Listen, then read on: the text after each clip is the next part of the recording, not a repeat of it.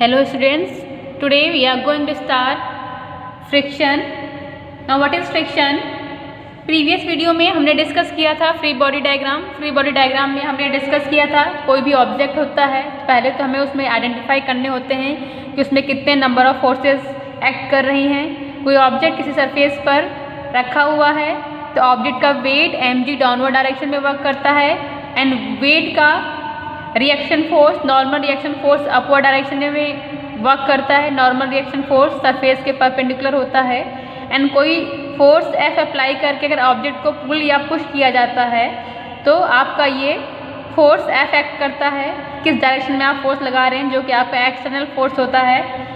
And जब object move करता है, ठीक है ना, तो अभी हमने इससे पहले जब ऑब्जेक्ट का मूवमेंट होता है, ऑब्जेक्ट मोशन में होता है, तो ऑब्जेक्ट पे अगर फोर्स F अप्लाई करके उसको पुश या पुल किया जाता है और ऑब्जेक्ट में मोशन होता है, आप दोनों सरफेस देखिए, सरफेस अगर आपका ये ऑब्जेक्ट लीजिए, ऑब्जेक्ट का ये लोअर सरफेस एंड ऑब्जेक्ट जिस पर रखा हुआ है उसका अपर सरफेस, ये दोनों सरफेस जब कांटेक्ट में हैं और इनके बीच में मोशन होता है तो ऑब्जेक्ट के मोशन जब होता है सरफेस पर उसके अपोजिट एक फोर्स वर्क करता है, that is frictional force.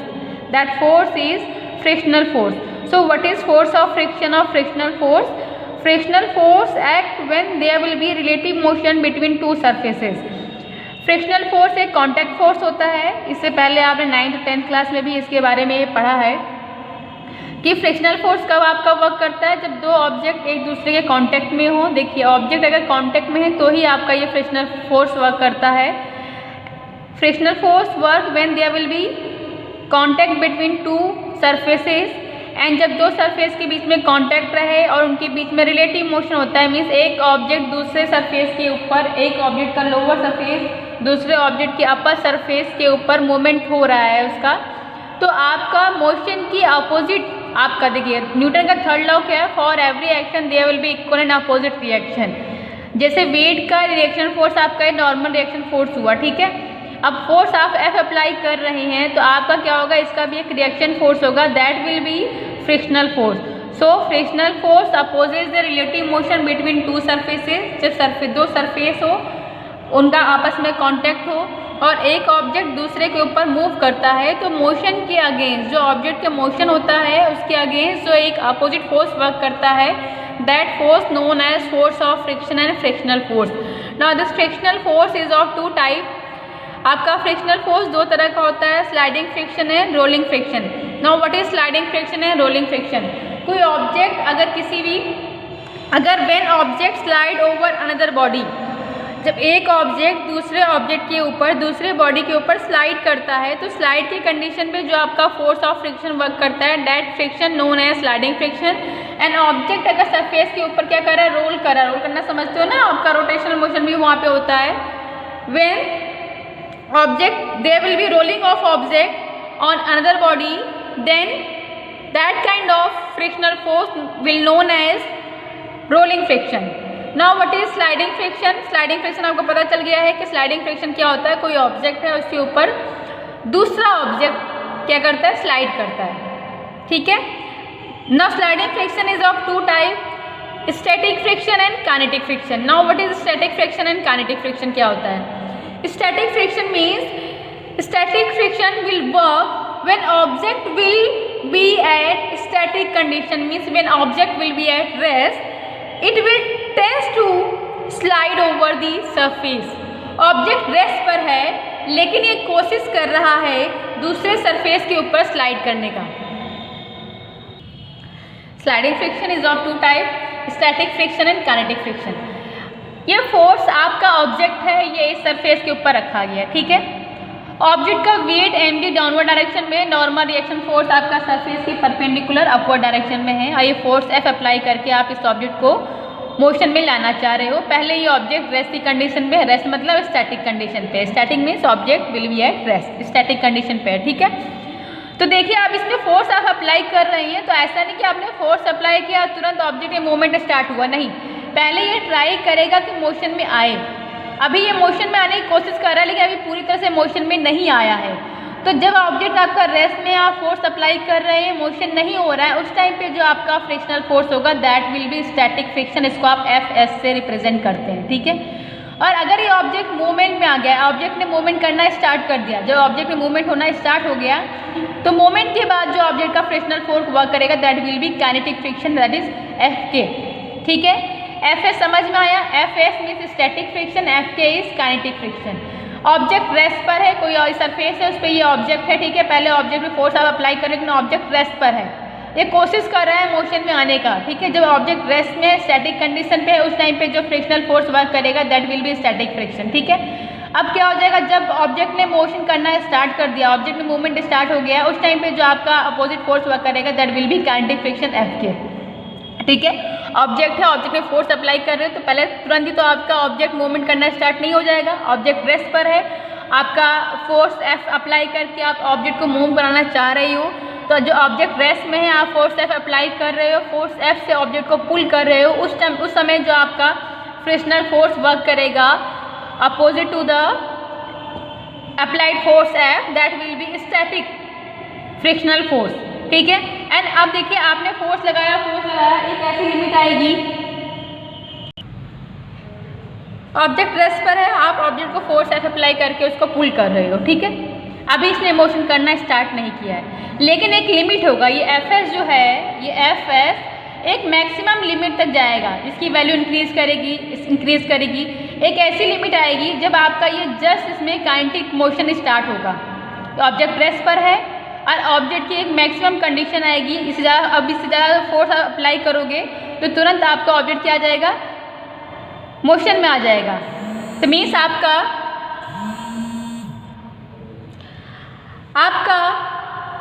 Static motion, पहले आपका स्टैटिक कंडीशन पे ऑब्जेक्ट था और उसने अभी क्या करना है, काइनेटिक कंडीशन पे आएगा। आपका ऑब्जेक्ट रेस्ट पे था, रेस्ट से आपका ऑब्जेक्ट मोशन में होना स्टार्ट होगा। जब ऑब्जेक्ट रेस्ट से मोशन में आएगा तो एक मैक्सिमम लिमिट आएगी कि उसके बाद जब आप फोर्स अप्लाई करोगे उसके बाद आपका ऑब्जेक्ट मोशन में आ जाएगा। तो उस समय जो मैक्सिमम लिमिट होती है फ्रिक्शन की, जब ये F मैक्सिमम होगा आप अप्लाई करोगे तो फिर ये आपका क्या हो जाएगा, फ्रिक्शनल फोर्स भी उस टाइम पे मैक्सिमम होगा, तो ये FMS is maximum static frictional force, maximum static force of friction. उसके बाद जब आप फोर्स अप्लाई करोगे, उससे ज़्यादा आप फोर्स अप्लाई करोगे तो आपका ऑब्जेक्ट मोशन में आ जाएगा और उस टाइम पे जो आपका फ्रिक्शनल फोर्स होगा that will B kinetic frictional force. Static frictional force and kinetic frictional force समझ में आया। स्टैटिक फ्रिक्शनल फोर्स क्या है आपका, object will be at rest, आप फोर्स F अप्लाई करके ऑब्जेक्ट को मोशन में लाना चाह रहे हो लेकिन ऑब्जेक्ट अभी भी रेस्ट पर है, वो मोशन में नहीं आया है, उस समय ऑब्जेक्ट का जो फ्रिक्शनल फोर्स होगा that will be static frictional force. उसके बाद एक मैक्सिमम लिमिट तक ये आपका स्टैटिक फ्रिक्शनल फोर्स एक मैक्सिमम लिमिट तक पहुंचता है। उसके बाद जब आप फोर्स अप्लाई करते हो ऑब्जेक्ट मोशन में आ जाता है और अब आपका ऑब्जेक्ट जब मोशन में आ गया है तो उस समय उसका जो फ्रिक्शनल फोर्स होगा that will B kinetic frictional force, ठीक है। तो आपका देखिए चाहे स्टैटिक फ्रिक्शनल फोर्स हो या काइनेटिक फ्रिक्शनल फोर्स हो, जो ये फ्रिक्शनल फोर्स होता है ये नॉर्मल रिएक्शन फोर्स N के डायरेक्टली प्रोपोर्शनल होता है। ये आपका लॉ ऑफ फ्रिक्शन है। What is law of friction? Law of friction is frictional force will be directly proportional to normal reaction force N। इसलिए यहाँ N से इंडिकेट किया है, बहुत जगह इसे R से भी इंडिकेट करते हैं। तो नॉर्मल रिएक्शन फोर्स को N से भी इंडिकेट करते हैं, R से भी इंडिकेट करते हैं, तो कंफ्यूज मत होइएगा। हो सकता है कि आपके नोट्स में आपको R लिखाया हो किसी जगह पे और किसी जगह पे N लिखा हो, तो आप कंफ्यूज मत होना, दोनों ही सिंबल यूज होते हैं। नॉर्मल रिएक्शन फोर्स को N से भी इंडिकेट करते हैं और आपका R से भी इंडिकेट करते हैं। हर बुक में अलग अलग साइन इसका यूज हुआ रहता है। तो frictional force will be directly proportional to normal reaction force N, ठीक है।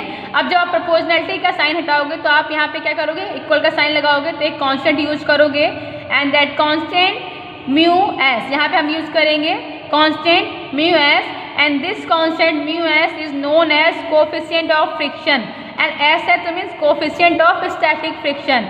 इन केस ऑफ काइनेटिक मोशन, जब आपका मोशन होगा और आपका फ्रिक्शनल फोर्स क्या होगा, काइनेटिक फ्रिक्शनल फोर्स, जो ऑब्जेक्ट मूव करेगा, जब ऑब्जेक्ट में मोशन होता है तो उस समय जो आपका फ्रिक्शनल फोर्स होता है that is kinetic frictional force. तो सेम आपका यही चीज़ काइनेटिक फ्रिक्शनल फोर्स के लिए भी होगा। Kinetic frictional force will be directly proportional to normal reaction N, then kinetic friction Fk will be equal to mu K N। तो वहाँ पे म्यू के क्या हो जाएगा, म्यू के will be coefficient of kinetic friction, यहाँ पे म्यू एस है कोफिशिएंट ऑफ स्टैटिक फ्रिक्शन, क्योंकि हम यहाँ पे स्टैटिक फ्रिक्शन के लिए लेके चल रही हैं। Then static frictional force Fs is equal to mu S N, frictional force will be proportional to normal reaction n, then frictional force will be equal to coefficient of friction into n। और ये आप दो अलग अलग cases के लिए static और kinetic के लिए अलग अलग सिंबल यूज़ कर देते हो। स्टैटिक वाले में हम mu S and F S use कर लेते हैं, और काइनेटिक के केस में इसी एफ एस को हम एफ के लिख देंगे और म्यू एस को म्यू के लिख देंगे। ठीक है, तो आपको ये समझ में आ गया है कोएफिशिएंट ऑफ फ्रिक्शन क्या है, नॉर्मल रिएक्शन क्या है, यहाँ पे फ्रिक्शनल फोर्स क्या है।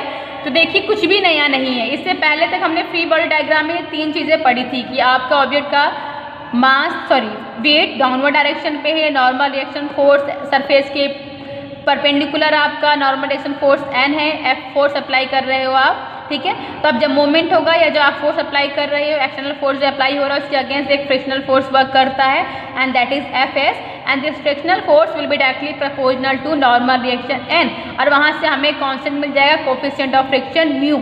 ठीक है, तो आपका देखिए क्या होता है, पहले आपका स्टैटिक फ्रिक्शनल फोर्स होता है। स्टैटिक फ्रिक्शनल फोर्स एक मैक्सिमम लिमिट तक पहुंचेगा एंड इसकी मैक्सिमम लिमिट क्या होगी Fms, और जब मैक्सिमम लिमिट तक ये फ्रिक्शनल फोर्स पहुंच जाएगा स्टैटिक फ्रिक्शनल फोर्स, उसके बाद क्या हो जाएगा आपका काइनेटिक फ्रिक्शन स्टार्ट होगा। अब काइनेटिक फ्रिक्शनल फोर्स जो होता है वो आपका ये मैक्सिमम जो आपकी लिमिट होती है स्टैटिक फ्रिक्शन की उससे कम होती है। ये ध्यान रखना, ये नहीं कि आपका क्या होगा काइनेटिक फ्रिक्शन क्या हो जाएगा अब इससे ज़्यादा आपका हो जाए, नहीं। जब आपका काइनेटिक फ्रिक्शनल फोर्स अप्लाई हो, काइनेटिक फ्रिक्शनल फोर्स की जो वैल्यू होती है वो मैक्सिमम स्टैटिक फ्रिक्शनल फोर्स से कम होती है। तो ये Fs और F के दोनों की ही वैल्यू जो है ये Fms से क्या होती है, कम होती है।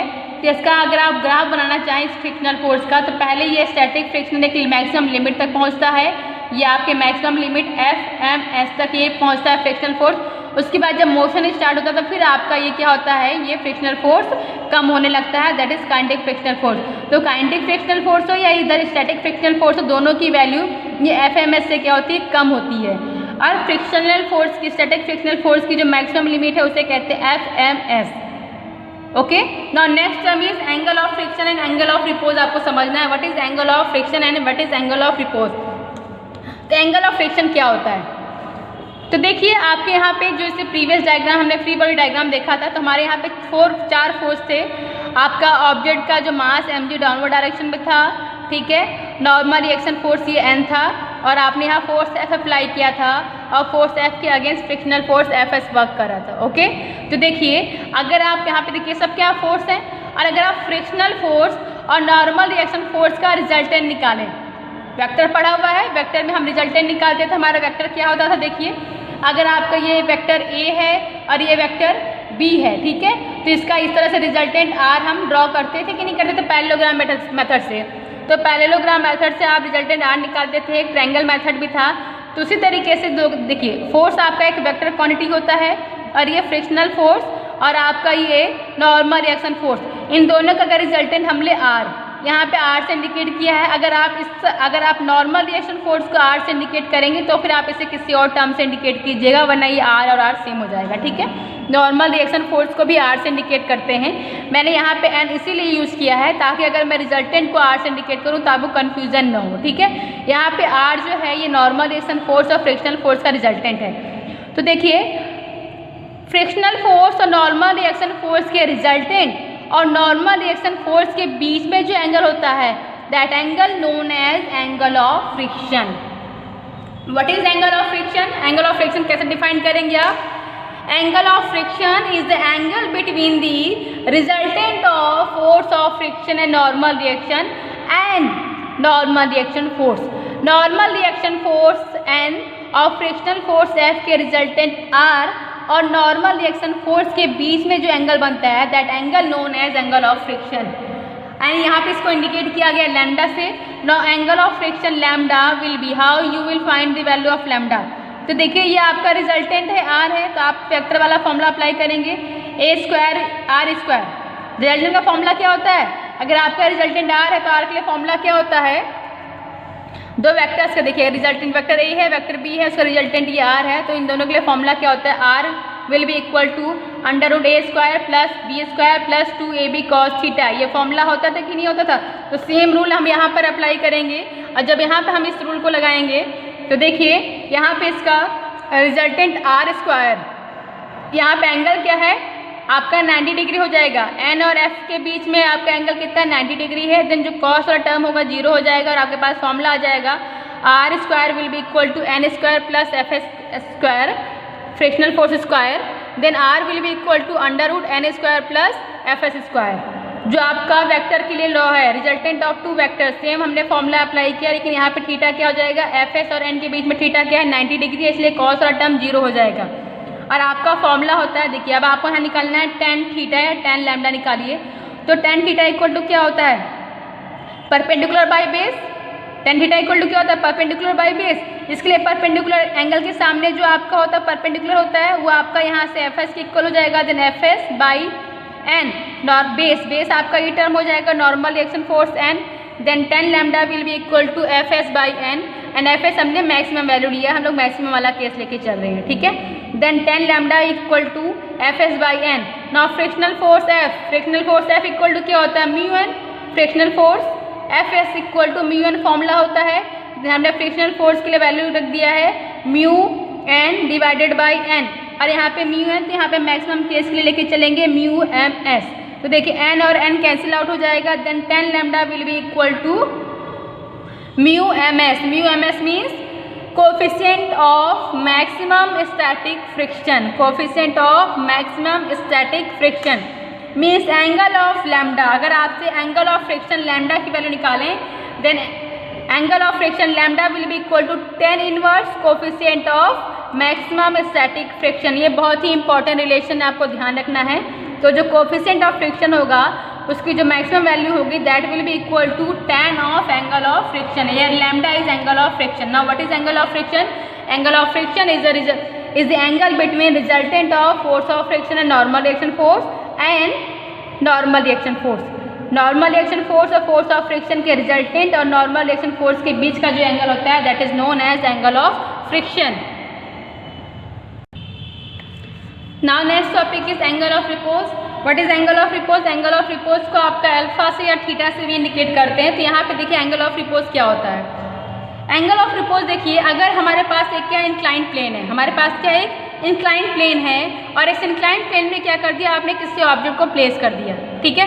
ऑब्जेक्ट पे कोई भी एक्सटर्नल फोर्स अप्लाई नहीं कर रहे हो, ये इंक्लाइंड प्लेन है, इस पर आपने एक ऑब्जेक्ट को प्लेस कर दिया है। अब देखिए कौन कौन से फोर्स पहले आपके इस पर वर्क करेंगे। जब इंक्लाइंड प्लेन पर आपने किसी ऑब्जेक्ट को प्लेस किया है तो ऑब्जेक्ट का जो वेट एनजी है डाउनवर्ड डायरेक्शन में वर्क करेगा, ठीक है। यहाँ पे एंगल थीटा बनेगा या फिर अल्फा बनेगा, तो ये वाला टर्म हो जाएगा आपका एम जी कॉस अल्फा, ये आपका परपेंडिकुलर कंपोनेंट हो जाएगा एम जी साइन अल्फा। ये सब हम फ्री बॉडी डायग्राम में डिस्कस कर चुके हैं, इसलिए इसमें बहुत डिटेल में नहीं जाऊँगी, ठीक है। और नेक्स्ट देखिए आपका क्या होगा, नॉर्मल रिएक्शन फोर्स आपका अपवर्ड डायरेक्शन में वर्क करेगा, सरफेस के परपेंडिकुलर वर्क करेगा। तो यहाँ से एन देखिए N equal to M G cos alpha हो जाएगा, ठीक है, फ्री बॉडी डायग्राम में जैसे हमने डिस्कस किया हुआ है। तो यहाँ से हमें एक रिलेशन मिल जाएगा m ji cos alpha will be equal to N. क्यों? क्योंकि वाई के अलॉन्ग आपका मोशन हो नहीं रहा है, then summation of F Y will be equal to 0। तो ये N will be equal to M G cos alpha आपको डायग्राम से भी दिख रहा है, ठीक है। अब देखिए आपका फ्रिक्शनल फोर्स किस डायरेक्शन में वर्क करेगा। आपका यहाँ पे कोई भी एक्सटर्नल फोर्स अप्लाई नहीं हो रहा है, किसी भी फोर्स एफ को अप्लाई करके आप ऑब्जेक्ट को पुश या पुल नहीं कर रहे हो। तो अगर आप ऑब्जेक्ट को पुश या पुल नहीं कर रहे हो, ठीक है, तो देखिए बस ऑब्जेक्ट आपका एक इंक्लाइन प्लेन पर रखा हुआ है। ऑब्जेक्ट अगर इंक्लाइन प्लेन पर रखा हुआ है, अब आप देखिए ऑब्जेक्ट पे क्या होगा, ऑब्जेक्ट धीरे धीरे स्लाइड करना स्टार्ट करेगा इस पे। जब ऑब्जेक्ट का स्लाइड करना स्टार्ट होगा तो एक मैक्सिमम स्टार्टिंग पे क्या हो जाएगा, इस एंगल अल्फा के लिए ऑब्जेक्ट सीधे आपका सिर्फ इस प्लेन पर रखा रहेगा, प्लेस रहेगा। लेकिन जैसे जैसे आप इस अल्फा को इंक्रीज करोगे तो एक लिमिट आएगी कि ये स्लाइड करना स्टार्ट कर देगा। जो ऑब्जेक्ट आपका स्लाइड करेगा तो ये नीचे डाउनवर्ड डायरेक्शन में इस तरह से आपका सरफेस के पैरेलल आपका नीचे की तरफ आएगा, स्लाइड करेगा। तो फिर आपका फ्रिक्शनल फोर्स कहाँ करेगा, इसके अपोजिट इस डायरेक्शन में, अपवर्ड डायरेक्शन में आपका वर्क करेगा, F S static frictional force. तो आपका ये टर्म है एम जी साइन अल्फा, ये आपका फ्रिक्शनल फोर्स एफ एस है, क्योंकि हमारे पास यहाँ पे किसी भी पर्टिकुलर डायरेक्शन में हमने फोर्स अप्लाई नहीं किया है। हमारा बस ये इंक्लाइंड प्लेन है, उसकी वजह से ये ऑब्जेक्ट जो है, जो प्लेन का ढलान है, उसकी वजह से ऑब्जेक्ट ने क्या करना है, इस पर मूवमेंट करना स्टार्ट कर दिया है। फॉर एग्जाम्पल देखिए मैंने इस पेन को अगर इस पर रखा है ना, मैंने पेन को इस पर रखने से पेन अपने आप नीचे आ गया ना, मैंने कोई एक्सटर्नल फोर्स अप्लाई नहीं किया, लेकिन पेन अपने आप फिसल के नीचे आ जा रहा है, ठीक है ना।